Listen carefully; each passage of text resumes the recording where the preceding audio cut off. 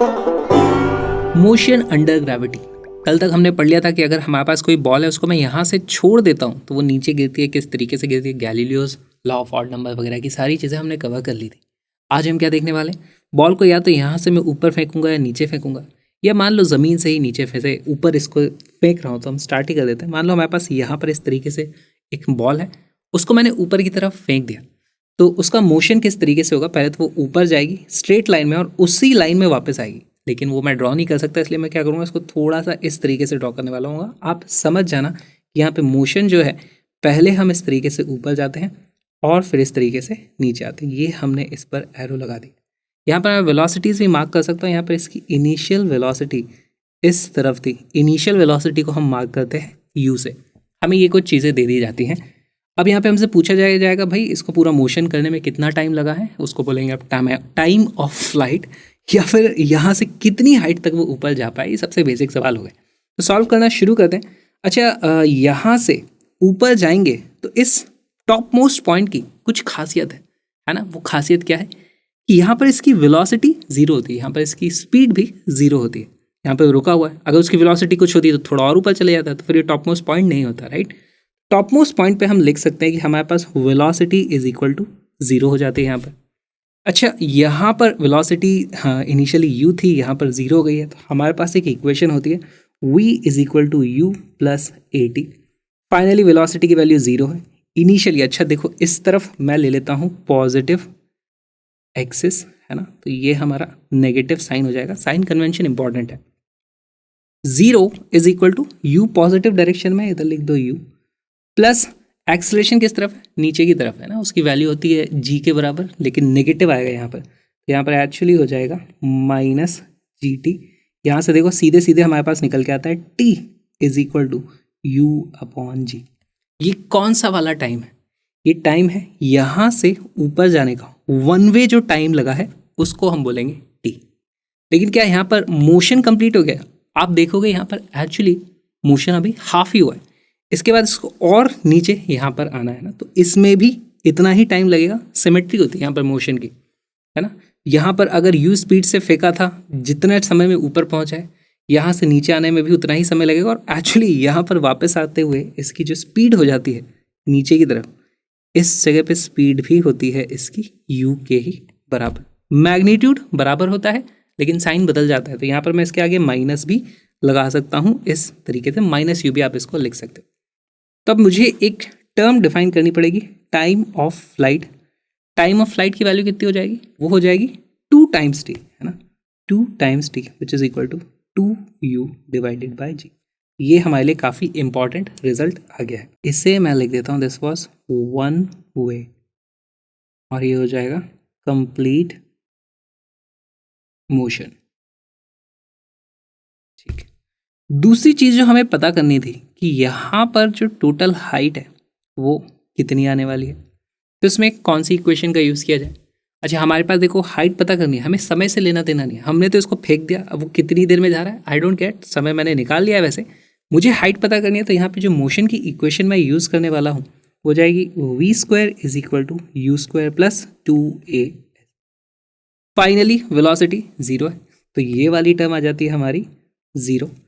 और हमारे पास sign convention से आप देखो तो डिस्प्लेसमेंट और एक्सेलरेशन, डिस्प्लेसमेंट इधर हुई है पॉजिटिव, एक्सेलरेशन नीचे की तरफ होती है पूरे समय, है ना, तो दोनों के साइन ऑपोजिट है। तो यहाँ पर ये वाली टर्म नेगेटिव हो जाएगी, ये वाली टर्म तो पॉजिटिव है, किसी भी चीज़ का स्क्वायर पॉजिटिव होता है, तो ये चीज़ उस तरफ चली जाएगी। और हमारे पास जो s which is equal to height h, उसकी वैल्यू आ जाती है यू स्क्वायर अपॉन 2g, क्योंकि एक्सेलरेशन की वैल्यू g के बराबर है। तो अब हमारे पास दो इंपॉर्टेंट रिजल्ट आ गए। पहला रिजल्ट ये कि यहाँ से जो हाइट है उसकी वैल्यू जाएगी यू स्क्वायर अपॉन 2g, और यहाँ से पूरा समय जो लगा है उसकी वैल्यू जाती है 2u अपॉन जी। इस तरीके से आप इन्हें याद कर सकते हो, नोट्स बना लो। आगे कुछ इंपॉर्टेंट पॉइंट्स और देखते हैं।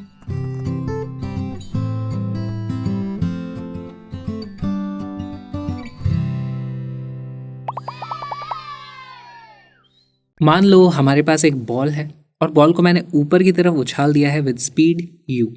इसका जो मोशन होगा उसको हम ड्रॉ कर लेते हैं, इस तरीके से मोशन होने वाला है। और हमें पता है कि यहाँ पर जब फिर से वो नीचे आ जाएगी तो इसकी स्पीड अब की बार इस तरफ u के बराबर हो जाती है। क्या आपको पता है कि ऐसा होता क्यों है कि सेम हॉरिजॉन्टल लेवल पर स्पीड बराबर होती है?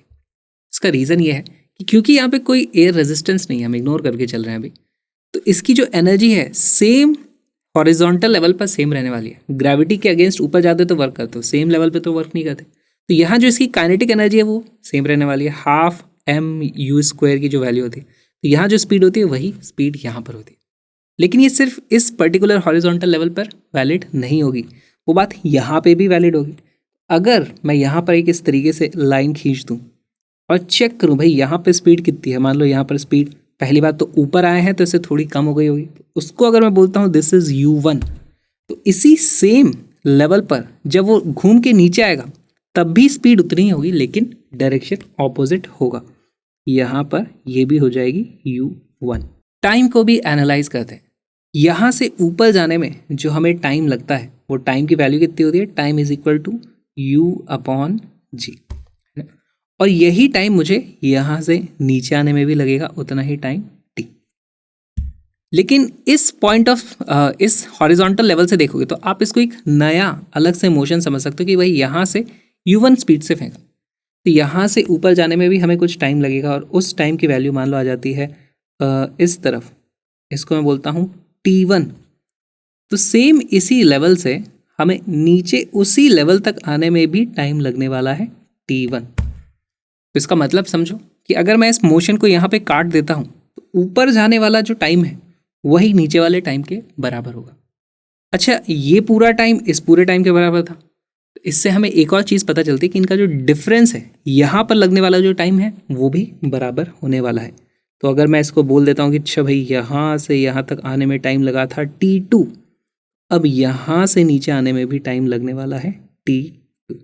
तो अब आप किसी भी वर्टिकल मोशन को बहुत सारे सेगमेंट्स में तोड़ सकते हो। यहाँ से यहाँ तक इस तरीके से तोड़ दिया, यहाँ से यहाँ तक इस तरीके से तोड़ दिया, इसमें जितना टाइम लगा है उतना ही नीचे आने में टाइम लगेगा, यहाँ से ऊपर जाने में जितना समय लगा है उतना ही यहाँ से यहाँ आने में टाइम लगेगा। इस तरीके से आप चीज़ें चेक कर सकते हो। सेम हॉरिजॉन्टल लेवल पर स्पीड भी मैग्नीट्यूड में बराबर होती है, और इस पर बहुत सारे क्वेश्चन आप चुटकियों में फिर सॉल्व कर सकते हो। इस पर बेस्ड एक क्वेश्चन देख लेते हैं। देखो, बहुत अच्छा एग्जाम्पल है, यहाँ पर हम सारे कॉन्सेप्ट समझ लेंगे। मान लो मेरे पास कोई बॉल थी, उसको मैंने ऊपर की तरफ उसको स्पीड दे दी है 50 मीटर पर सेकेंड। ऑलराइट, क्या होगा, ये यहाँ से ऊपर जाएगी और इस तरीके से नीचे आ जाएगी। तो पहले हम इसका मोशन ड्रॉ कर देते हैं। यहाँ पर ये लो भाई, ये ऊपर गई और ये इस तरीके से नीचे आ गई। मैं थोड़ा दूर बनाया, एक्चुअली वो एक ही स्ट्रेट लाइन में ऊपर नीचे होता है। अब एक बात बताओ, हमारे पास जो एक इक्वेशन है v is equal to u plus at, अगर मैं मान के चलूँ g की वैल्यू अप्रॉक्सीमेटली 10 है, g की वैल्यू अप्रॉक्सीमेटली आप 10 ले लोगे, तो वेलोसिटी हर सेकंड में 10 मीटर पर सेकंड से कम होती चली जाएगी ना। हर एक सेकंड में 1 सेकंड बढ़ता जाएगा, वैल्यू में यहाँ पे 10 का चेंज आता चला जाएगा। यहाँ से 1 सेकंड बाद मेरे पास मान लो बॉल इस लेवल पर होगी और यहाँ पर स्पीड हो चुकी होगी अब इस तरफ 40 मीटर पर सेकंड। ये हमें समय कितना लगा यहाँ से ऊपर जाने में, ये समय आ गया है। इसको चलो कुछ लेवल्स में ब्रेक कर देते हैं इस तरीके से।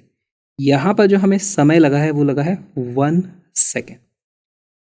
फिर थोड़ा और मतलब 1 सेकेंड के बाद हमारे पास आप देखोगे यहाँ पर स्पीड हो जाएगी इस तरीके से 30 मीटर पर सेकेंड। फिर और थोड़ी देर ऊपर जाओगे तो यहाँ पर स्पीड हो जाएगी 20 मीटर पर सेकेंड। और ये सब डिस्टेंस ना एक एक सेकेंड के, 1 सेकेंड, ये भी हो जाएगा हमारे पास 1 सेकेंड। और फिर इस तरीके से और एक आएगा और एक हमारे पास यहाँ पर आ जाएगा। This will also be 1 second, this will also be 1 second. यहाँ पर स्पीड है कितनी, हमारे पास वो आ जाती है 10 मीटर पर सेकेंड। और एकदम टॉप मोस्ट पॉइंट पर हमारे पास स्पीड की वैल्यू हो जाती है 0। ये तो बात हो गई ऊपर जाने वाले मोशन की। टोटल समय हमें कितना लगा ऊपर जाने में, 1 2 3 4 5 सेकेंड। तो हमारे पास यहाँ पर 5 सेकेंड का समय लगा, इसको भी मैं लिख सकता हूँ, दिस इज 5 सेकेंड अपवर्ड जाने में टोटल टाइम लगा। अब देखो, सेम हॉरिजॉन्टल लेवल पर स्पीड सेम होती है। तो यहाँ से अगर ये ऊपर जा रहा था 30 मीटर पर सेकेंड से, तो यहाँ से ये नीचे आएगा तब इसकी स्पीड हो जाएगी 30 मीटर पर सेकेंड, है ना। तो यहाँ पर भी इसकी स्पीड नीचे की तरफ होगी, कितनी होगी, 20 मीटर पर सेकेंड के बराबर। यहाँ पर इसकी थी इधर 20 मीटर पर सेकेंड।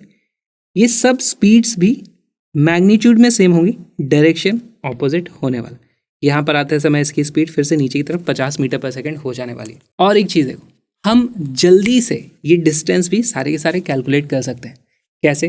देखो, इसको यहाँ से कैलकुलेट मत करना शुरू करना। आप अगर यहाँ से कैलकुलेट करना शुरू करो तो हमारे पास जो इक्वेशन हो जाती है, देखो जिस वक्त बॉल यहाँ से नीचे गिरना शुरू होगी तो ये वैसा मोशन हो जाएगा starting from rest.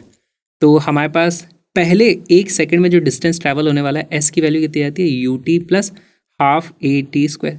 Initially velocity यहाँ पर 0 है, एक्सेलरेशन की वैल्यू है लगभग 10 मान लेते हैं, 10 डिवाइडेड बाई 2 ये आ जाता है 5, और ये टी स्क्वायर यानी 1 सेकंड में तो वैल्यू हमारे पास ये वाला डिस्टेंस आ जाता है 1 सेकंड में, दिस इज 5 मीटर। अब क्या सारे हमें इसी तरीके से कैलकुलेट करने? नहीं, हमें बस एक कैलकुलेट करने की ज़रूरत थी। अब आप इसको याद भी रख लेना, किसी चीज़ को छोड़ते हैं पहला सेकंड जो होता है उसमें 5 मीटर का डिस्टेंस ट्रैवल होता है, 5 मीटर इन फर्स्ट सेकंड। इस रिजल्ट को हम बहुत जगह यूज़ करने वाले हैं। उसके बाद ये जो नेक्स्ट टाइम इंटरवल है, अब देखो ये सभी टाइम इंटरवल बराबर है तो Galileo's law of odd number यहाँ लगेगा।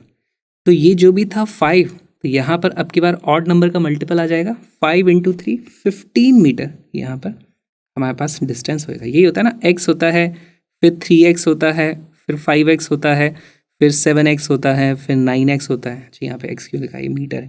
तो यहाँ पर आप देख सकते हो x की वैल्यू 5 मीटर थी तो 3x की वैल्यू 15 मीटर हो गई। 5x की वैल्यू कितनी हो जाएगी, अब जल्दी जल्दी बताओ। ये हो जाएगा हमारे पास 25 मीटर, ये हो जाएगा हमारे पास 35 मीटर, और ये डिस्टेंस हो जाएगा हमारे पास 45 मीटर।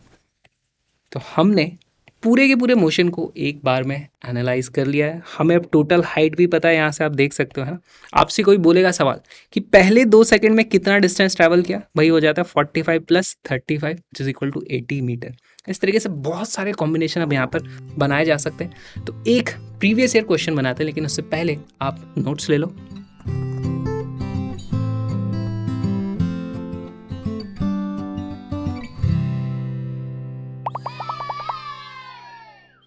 ये एक बहुत ही अच्छा सवाल है। A ball is throne up vertically with a certain velocity so that it reaches a maximum height h.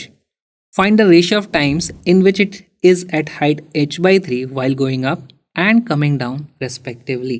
तो पहले तो सिचुएशन को हम विजुलाइज करेंगे। हमारे पास यहाँ पर मान लो हमारे पास ग्राउंड था, यहाँ से मैंने बॉल को फेंका तो बॉल ऊपर जाएगी और यहाँ से ऊपर एक हाइट तक जाएगी और फिर इस तरीके से वो नीचे आती है।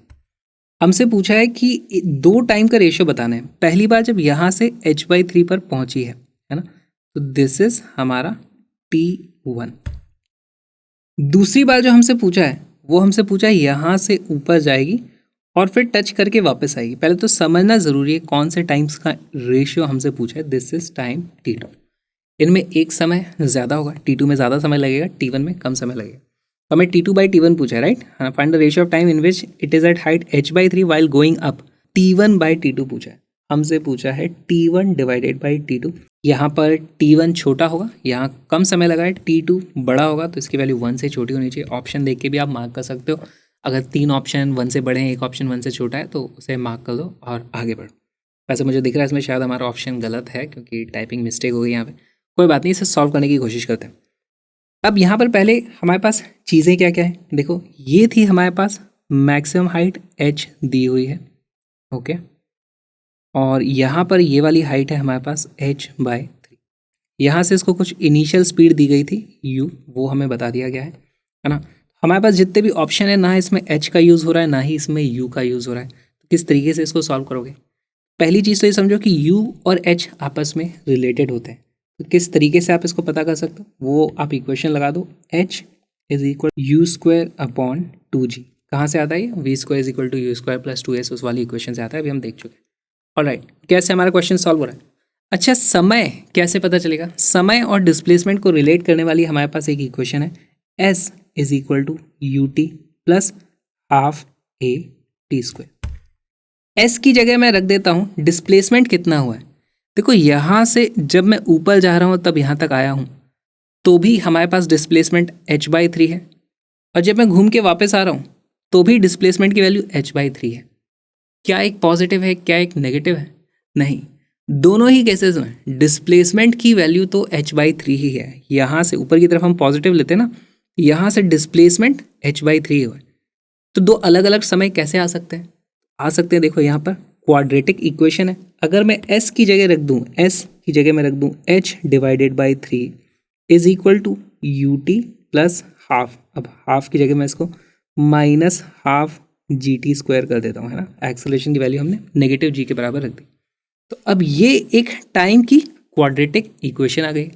इसको मैं सॉल्व करूँगा तो मुझे समय की दो वैल्यू मिलेंगी। जो छोटी वाली वैल्यू होगी वो डेफिनेटली t1 होगी, जो बड़ी वाली वैल्यू होगी वो हो जाएगी हमारी t2। तो इसको हमें सॉल्व करना है। हमारे पास यहाँ पर देखो g तो कांस्टेंट है, g का टर्म ठीक है, लेकिन यहाँ पर u और h आ रहे हैं और इन दोनों को रिलेट करने वाली हमारे पास ये एक इक्वेशन है। तो यहाँ पर आप h की जगह यू स्क्वायर अपॉन 2g रख दो, या फिर u की जगह आप रख सकते हो अंडर रूट ऑफ 2gh, लेकिन उससे फिर हमारे पास सॉल्व करना थोड़ा मुश्किल लगेगा, है ना। तो सिंप्लिसिटी के लिए आप h की जगह पर ये वैल्यू रखो। इसके दो रूट्स आएंगे, उससे आपको फिर रेशियो निकालना है। वीडियो को पॉज करो, क्वेश्चन को सॉल्व करने की कोशिश करो।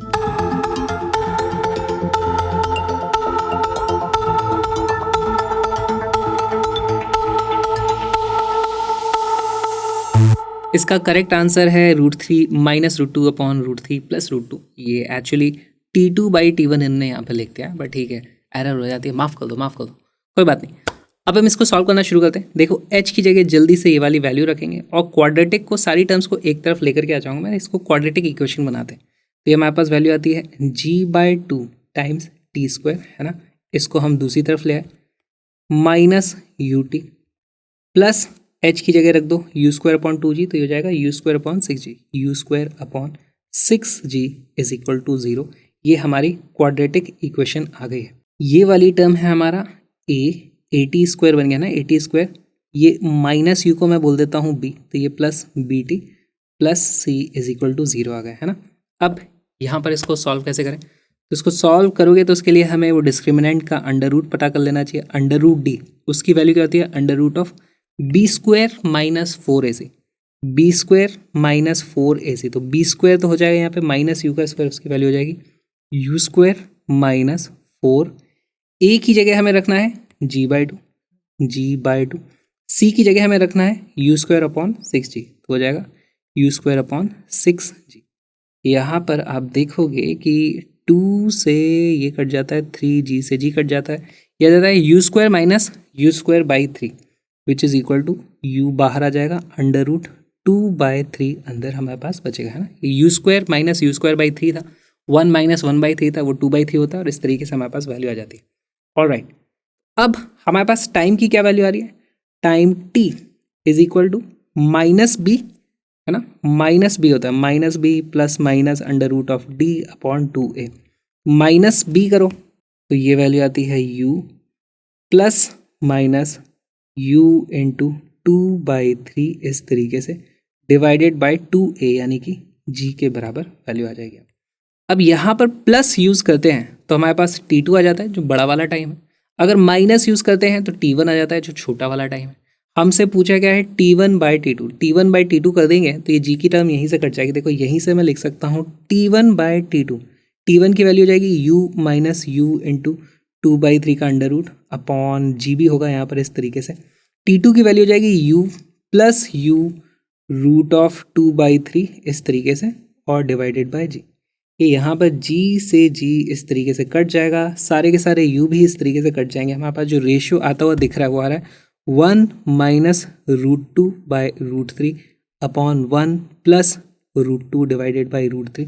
यहाँ पर आप एलसीएम ले लो और इसको उस पर सिंप्लीफाई कर दोगे तो इसी वैल्यू को आप लिख सकते हो √3 माइनस √2 डिवाइडेड बाई √3 प्लस √2। इनमें से कोई भी ऑप्शन नहीं है, ये ऑप्शन नंबर बी में थोड़ा सा करेक्शन कर दोगे तो फिर वो हमारा करेक्ट आंसर हो जाता है। कोई बात नहीं, इस तरीके के सवाल बहुत सारे बार पूछे जाते रहे हैं। ये h/3 की जगह h/4 कर देंगे, h/2 कर देंगे, तो भी आपको यहाँ पर थोड़ा सा मॉडिफाइड रिजल्ट मिल जाएगा। करना हमें सेम ही चीज़ है। समय और हाइट को रिलेट करने वाली इक्वेशन है हमारे पास ये, इनिशियल स्पीड और हाइट को रिलेट करने वाली इक्वेशन है हमारे पास ये। दोनों को यूज़ करोगे क्वाड्रेटिक बनेगी ही बनेगी, और उसको आप इसी तरीके से सॉल्व कर सकते हैं। ये होता है मोशन अंडर ग्रेविटी, और मेरे साथ पूरी की पूरी फिजिक्स पढ़ने के लिए स्ट्रक्चर तरीके से आपको पूरा कोर्स है ना, इधर उधर वीडियो ढूंढने नहीं पड़ेंगे। पूरा का पूरा कोर्स स्ट्रक्चर तरीके में आपको लिंक डिस्क्रिप्शन में उसको क्लिक करो, वहीं आपको कलरफुल PDF की लिंक नोट्स भी मिल जाएंगे, कलरफुल नोट्स की PDF मिल जाएगी।